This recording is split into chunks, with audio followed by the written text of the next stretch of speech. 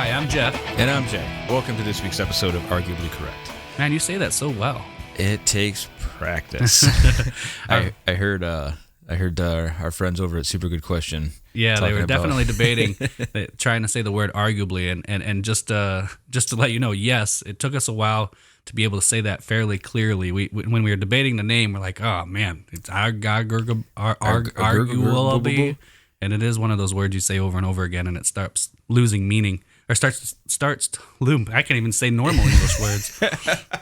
But yes, arguably correct. They say if you say it 3 times in a row, arguably correct, arguably correct, arguably correct, you get a new subscriber. Or is that Beetlejuice? I think that's Beetlejuice. But hey, I'll say it if that's what it takes. I actually have, when I listened to them talk about that, it was cracking me up because for our video promos that we've been doing, I could make probably I'm going to guess a 20 to 30 second clip of us saying it very incorrectly. Arguably incorrectly. Arguably incorrectly. And now it's like, yeah, I say it no problem. And I tell people the podcast, and they're like, what is it? I say, arguably correct. And then they try to say it and they mess it up, and I'm like, yeah, welcome to my world. Well, every time I type it, I have to really look at the word to make sure I've spelled it right. And I don't know why that is. It's just one of those things. Yeah, it's an interesting word, but it fits and it works, right? Yeah, so it's quirky, like I guess us. I don't know. So speaking of, be sure to check out Super Good Question. They're good guys over there. They ask some really I fell down their entertaining questions. I listened to the one episode, then I went through and listened to quite a few more. Awesome. It was really good. I enjoyed it. It's really simple. You know, they don't get too in depth. It's very fun, very light, and I enjoy it. Yeah, but they're good guys. And what a great name, because everything they're asking, super good question. Everything they asked, I was like, wow, that is a really super good question. Well, one of the super good questions that they featured that we gave them the idea of was how many squares of toilet paper you use. Do we have to answer that on our show? No. Well, for another time, we'll do that. I don't count. I just grabbed that shit and wadded up. and the fact is, to kind of go into what our show premise is, you don't really know people's opinions on things or how they do things or how they think about things until you start asking questions like that, and you wouldn't believe the conversation, even though it sounds like potty humor. No pun intended. Yeah, it was. Eventually, you start asking other questions, and people start looking around the room, going, "Oh my God, I had no idea anybody ever did that." Or you delve further into it, you learn a lot. And it's something very simple that most Western people do. I mean, it's not everywhere, obviously. Not so much in India. Bidets and bodets. I think in India they just scoop with their hand. Or something, I don't know. Yeah, that's why you're supposed to shake with your left hand, not your right hand. Yeah, because that's your ass wiping hand. And we shake with our right hands all the time. I can't even think about it. Yeah, the Sears the Sears catalog. Yeah, they actually embraced the idea of it being used for teepee. Right? Yeah, they put a little hole through it so you can hang it on the hole on the outhouse. I'm sorry, hang it on a nail on the outhouse. Yeah, absolutely. So when they went to the glossy paper, it became John Wayne paper. You know why it's called John Wayne paper? Why is it called John Wayne paper? Because they don't take no shit off nobody. Oh, my God. All right. So now to get to this week's actual episode. You know who don't take no shit off nobody? Oh, who? I don't know. I was hoping to say John Wayne, and I'm like, nope, he dead. Yeah. Well, he ain't taking shit no more. Well, I guess you're right. It still works. Well, here, I'm going to toss this over, hike it over to you. So we're going to talk about it. We're recording this. It's pretty much the Super Bowl kickoff right now. And What'd you say? Oh, can you not say that? I don't know. I don't care. What are they going to do? I don't know. All 20 people. Yeah, right. Report us, please. Oh, no, they'll take our cents. Yes. The Super Bowl. Yeah, but we're recording this on Super Bowl Sunday. It is just about kickoff where we are. I'm sure this will be out in a week or two, but that's what we're doing for Super Bowl, recording our podcast, because you guys you're more important, Well, sports ball is pretty important. Our listeners are more important than sports ball. Well, you don't want to go watch millionaires play sports? I mean, that's my favorite thing to do on Sunday. Right? Hey, look at that guy who has a lot more shit than I do. So about that, though. Yeah. Like, I'm not upset about that part of it. No, I'm happy for them. This is a I know some capitalist country. I'm for it, and I just don't watch. Some people get upset, and I do watch a little bit of football. Honestly, I have my team but they never get into the postseason, so I don't know what playoffs or Super Bowl really is. So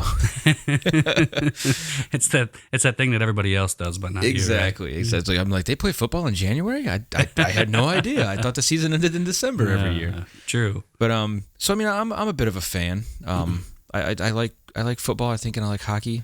Those are probably my two best sports. I really do. I enjoy enjoy sports on the very superficial level. Yeah. I'm not a guy who says, oh man, this guy in 1976 did this, that, or the other. I don't know anything And usually about I that. say it a little bit more graphic and there's something else put in there, but I don't really care who did what to who in a locker room in 1976. Whoa. Like, it doesn't matter to me. Unless there's video. Yeah, right. I enjoy the game. I enjoy the game for the game's sake of it. Yeah. And I think, It's entertainment. of the It's, sports though, college is probably by far that's a my whole favorite to watch, That's a whole other. the heart in those games. And now, you look at like high school, those kids have heart, but they're not all that good. So the quality of the game Sure. is pretty. It depends on what school. Gets it a could little be. better in college. Yes. Gets a little more competitive Absolutely. at the pro level Yeah. for any sport. And you know what fascinates me with like the NFL, as I'm a University of Michigan fan. You can all boo me right now. I don't care. But University of Michigan fan.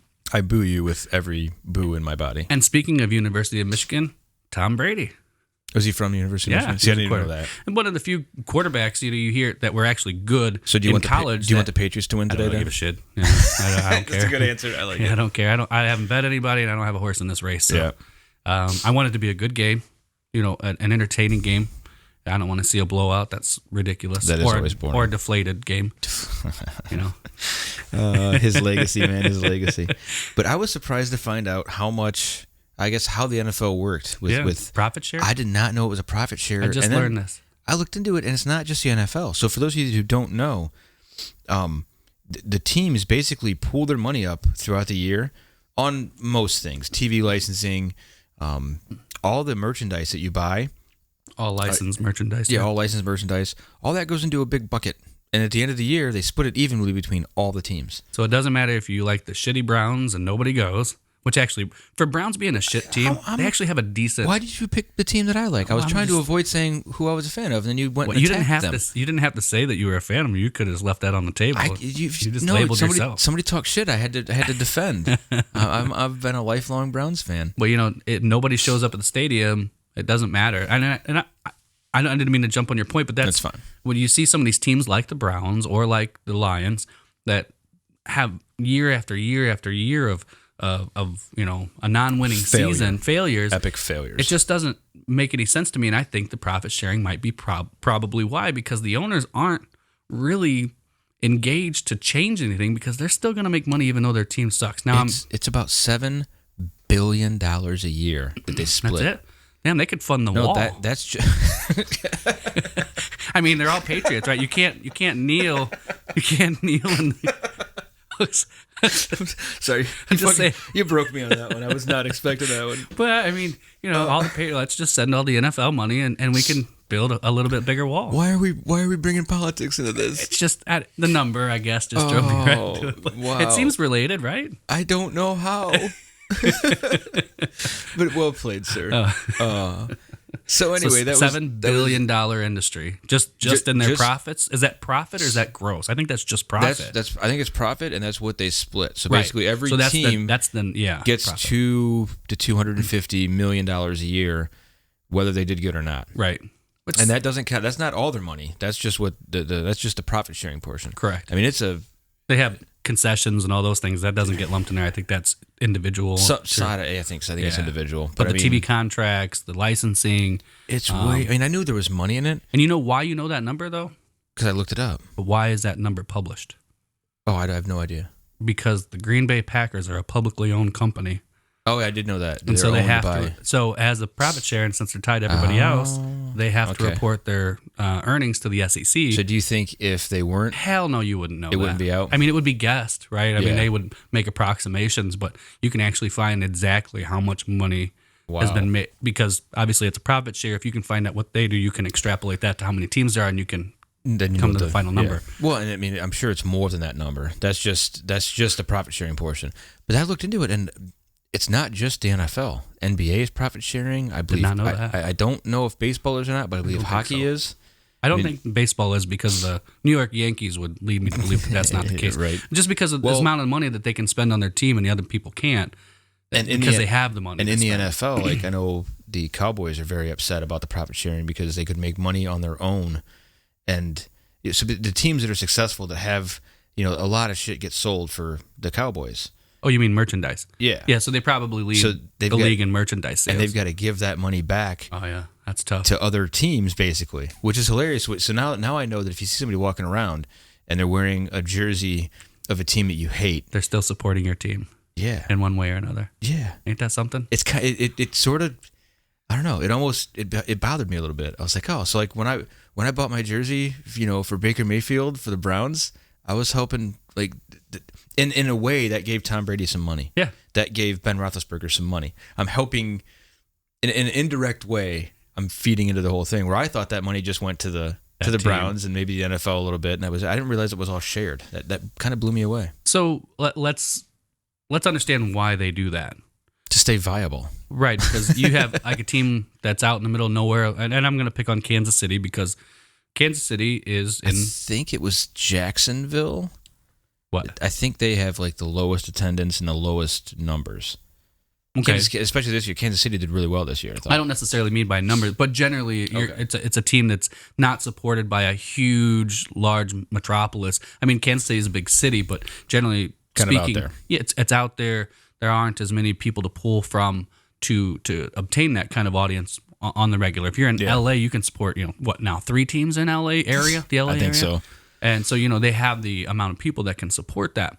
So in order to have people to compete against, you have to have these teams that represent different areas. Yeah. That's the argument I've heard given for it. It's like, well, you want to be able to support your Jacksonville that doesn't have that market, or your Kansas City Chiefs market that's not as big as some of the other markets, or else they would be killing it, and they wouldn't have the money to be able to invest in, and it just wouldn't be a competitive league. Well, and I know that ticket sales are split at the stadiums, and I didn't know that until I did research for this. Ticket sales are split 60-40.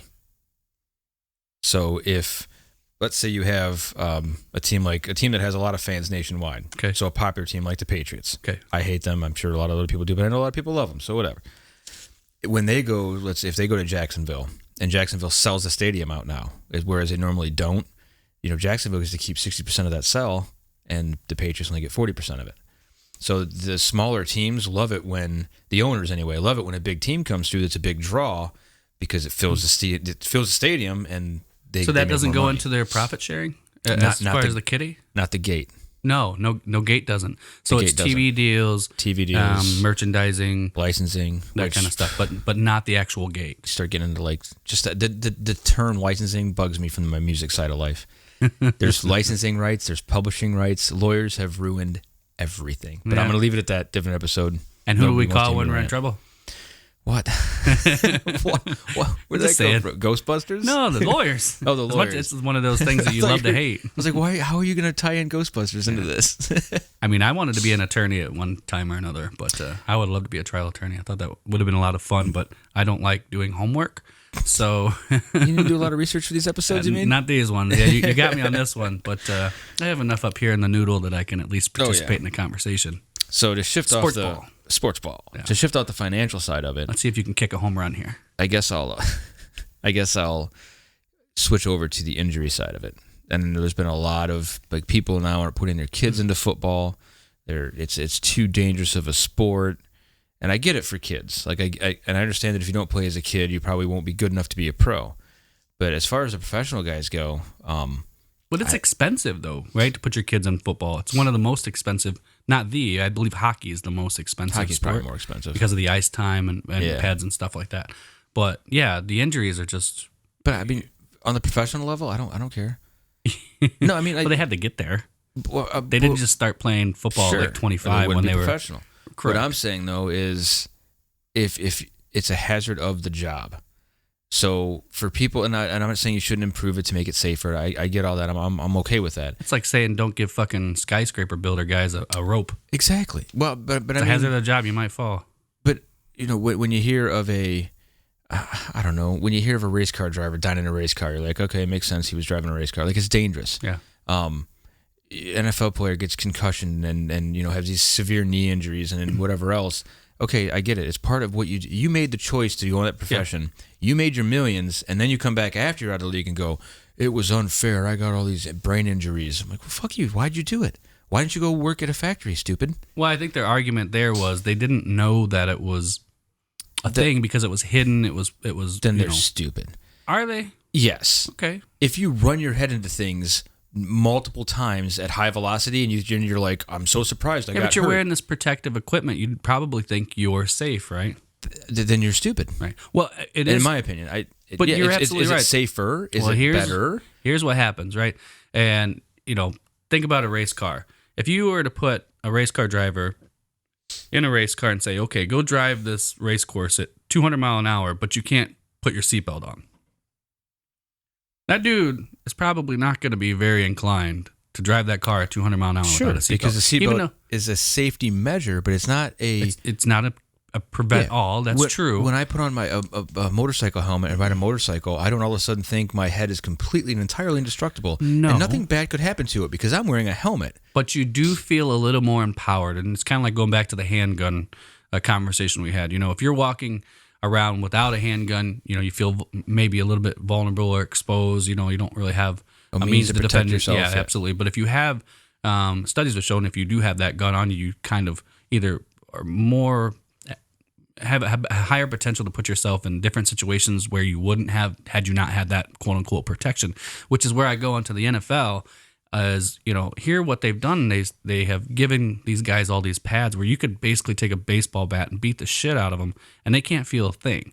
So you take a 260-pound man that can run way faster than anybody I know, and take all that and do full speed collisions. Yeah, you take some of them pads away and make them feel those collisions. You probably won't see the injury. You'll see some. Yeah, but these guys, it'll change the game, right? You made that point. You brought that up when we were talking about doing this episode. Yeah, and you pointed out how you don't see those injuries in rugby. Yeah, I mean they have their own fair share of injuries, but not to the degree. It's a tough ass sport. It's a hell of a sport. You're gonna lose some teeth. You're gonna get a little bruised up and beat up. Right, but their concussion rate's a lot lower. Yeah. Well, they're not running full speed at each other.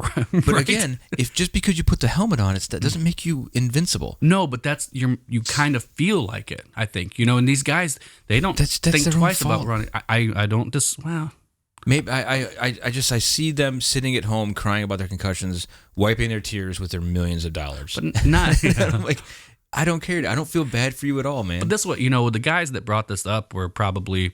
they were the players that were playing in 60s and 70s and early 80s, and they weren't making that kind of money until the strike. Well, you're right. So, and they were left behind as far as like healthcare goes.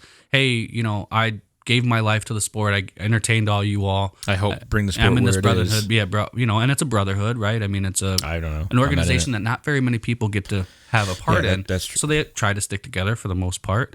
They have experiences that most people can't relate to. So let's take the pads off and let them run around naked. Well, I think, I think there is a little truth to it. If you want to solve the problem, you can't. It seems that the direction of the NFL is to make more money. Protective gear. More money. Increase the protective gear that you can eliminate these injuries and stuff. But again, I think you empower these players to become more and more aggressive, and will probably overcome the safety that they do put into it. Okay, for instance, and this is kind of a weird analogy, but computers. Oh, what is it? Bill Gates said you never need more than 256K, right? But so you get this computer, and a guy builds a computer with twice as much memory as anybody could ever use. So what's the guy that writes a program do? Oh shit, I can write a bigger program now. So it just adapts. Yeah. So and again, adapt the other way though. Start taking some of the pads away. Here they're changing all the rules, and you can't hit a quarterback. I did see this funny video. They had a quarterback with what do you call it, like airbags all over him, right? Nice. So if he goes, airbag pops out. Yeah, and he falls down, and he can't get hurt. Some of those are ridiculous. They are a little ridiculous. But I get it. But it's a contact sport. Yeah. And again, I think you need to look at what you're doing. And don't people? I mean, honestly, on some level, it's like people who watch. If they're watching races, don't they watch for the wrecks? Aren't you watching football just to see those? I went to a fight and a hockey hit? game broke out. That makes yeah. Well, I'm a big MMA fan as well. I love watching that. But I mean, don't you want to see the big hits in the NFL? Don't you want to see a guy just get leveled? I don't want to see him get hurt. Definitely don't want to see him get hurt. But I want to see him get leveled. I mean, I can't help it. Well, we're stupid humans, man. It's for some reason. That's why there's highlight reels on it. Yeah, that stuff gives us some kind of weird excitement because studies have shown that if you see something that seems like an injury should happen, like a wreck or something like that. Okay, your buddy falls down the stairs. The first thing you do is start laughing. That's the first thing I do before I even know if they're okay. And it's actually an automatic response because here is seems like a high stress level, potentially dangerous situation that your brain realizes is not as serious, like the person's fine, and it like all this dopamine, or not dopamine, but it needs to release that energy because you're getting into your flee, flight, freeze mode. Did I say that right? Fight or flight. Well, there's three. Fight, flight, or freeze. Yeah. Free, yeah. Anyway, you get into that mode, and your body wants to release that energy, so it comes out in a nervous laugh, like, and, oh my God, are you okay? And you're freaking out. I mean, I laugh because it's fucking funny. Maybe, and maybe you're maybe just a soulless asshole. That could true. be it. But yeah, I see my friends get hurt, and I kind of lose it a little bit because it's hilarious. To me. I have friends that totally watch all those accident videos and all like that people stuff. getting hurt. Well, you don't know. I mean, okay, nope, I can't watch that. The fails, like the epic fails. Oh and yeah, stuff like I can that. watch the fails as long as people aren't like. How do you know, man? Their dying. neck bends and okay. No, I don't watch the vicious ones. There's and I do. I also like watching the near miss ones.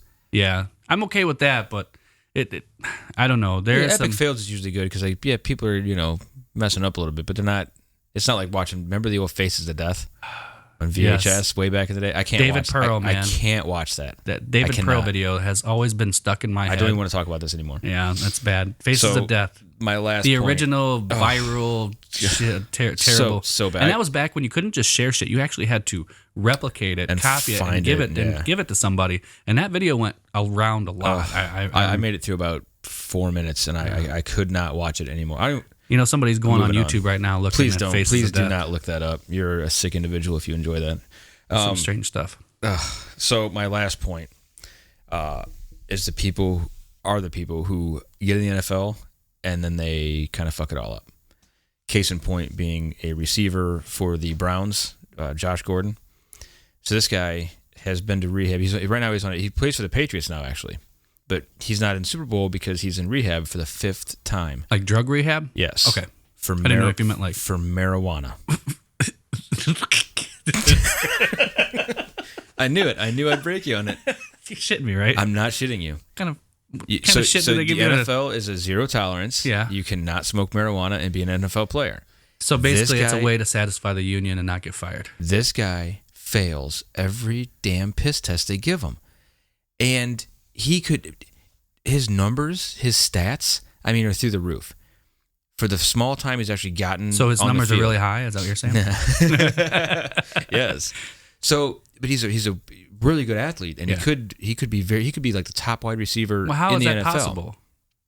And be on weed. Yeah, if he's addicted to marijuana and he's an actual right. an active athlete. You mean marijuana maybe isn't like terrible for you? But anyway. Well, it's got to be. But the idea is he's throwing away millions of dollars on weed because he can't stop smoking weed. Yeah. So for me, it's like, okay, I thoroughly... Wait, he's probably still getting paid. Not near as much. No? He's missing his bonuses. He's I gotcha. And he could be a complete, absolute superstar in that sport if he wanted to. So for me, it's like, okay, I thoroughly enjoy drinking. I enjoy other recreational ways to alter my body and mind. But if someone said to me, hey, we need you to stay sober for these 3 years... Now, I know where you're going. I've been in a band with you. That doesn't always work.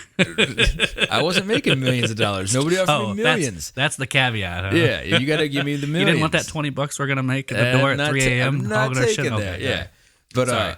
but yeah, if somehow your job is playing football or whatever it may be, and there's a huge financial gain to be made, this guy could stop smoking weed. If he could stop smoking weed for 5 years, he could retire. And he could buy all the weed on the planet. He'd be set for life. It's chemically, it's addictive, right? So he probably... No, is it? I don't think so. And even if it is, like you... I think psychologically, not like chemically it's not, insane. but I think it's psychologically it's insane to me. This guy anything can be addictive, but it's not physically addictive. And the money he's gotten already, chemically. He could pay somebody $150,000 a year to just walk around with them. And anytime he goes to grab weed, they could punch him in the dick. Well, maybe he has... I don't know what's weed supposed to cure everything now. What maybe he has some laundry list of of ailments that marijuana is supposed to cure? It's ridiculous to me. He's throwing away everything because he can't stop smoking weed for a few minutes. It is kind of crazy. It blows my mind. Yeah. I mean, he must have really good weed. I would assume so. Yeah. But it almost angers me that this guy works so hard, gets the opportunity, makes it there, and then lets something like a little bit of weed ruin everything for him. Well, and not only that it's a little bit of weed, it's just self-control. Obviously, what it comes down to is somebody who can't control their habits. Yeah. And you know, if anybody listens to this show enough, know how we feel about it. Yeah. You know, smoke it up. But, I mean, if your job or your livelihood depends that you don't do that, then don't do it. I mean, it makes that much sense. If it affected... Yeah, I don't know. I can't see how that you'd put that above, like you said, your livelihood. Yeah. Especially when you're talking those numbers. Again, if somebody said, you know, hey, we're going to give you this deal and you're going to make, you know, $28 million in the next 3 years. The trick is you can't do any drugs. You can't drink any booze. You can't smoke any cigarettes. You have to sign me up. I'm good. Be tough. No, it'd be easy. Yeah. Because I just look to the end of that contract. And at the end, you're set for life now. Okay. Now I can go, I don't have to smoke my weed in, you know, northern Ohio in negative 10-degree weather. I'll be on a boat in the Caribbean somewhere. But we are talking about football players, right? And I once heard the quote, you know, if it wasn't for football, I wouldn't be playing football today. Okay, that's a good point. If it wasn't for football, I wouldn't be playing football today. I don't know. I heard that thing when I was like 5 or 6 years old. So I've never forgotten it. I remember who said it. I don't know. I have no idea. I don't know if it was some stupid clip or that got blown out of proportion. I do remember John Madden way back in the day. You know, they'd be like, "Well, who do you think's going to win?" Well, I think whoever gets to the end zone more today is going to be the guy who wins. Again, I am not a sports ball aficionado by any means, but I will tell you that man, in some capacity, is one of the worst announcers I've ever listened to because he says some clearly obvious bullshit. And I guess if you have to talk for 3 hours, I mean, we talk for 30 minutes and don't say shit. So I guess there's something to that. Yeah, I'm sure we fuck up a lot too. Yeah, but you know, it's like, oh, what they got to do is get down to the end zone and score more points than the other team. Oh shit. Yeah. Seriously. Really, dude? Is that all you got? Thank you for simplifying this. I was really confused about the rules. You know what the sound was after that? Him cashing a fucking check and not giving a shit. Dude, that his video game. Ugh. That EA Sports deal, man, he is rolling in the money now. And good for him. Absolutely. But I don't have to like it.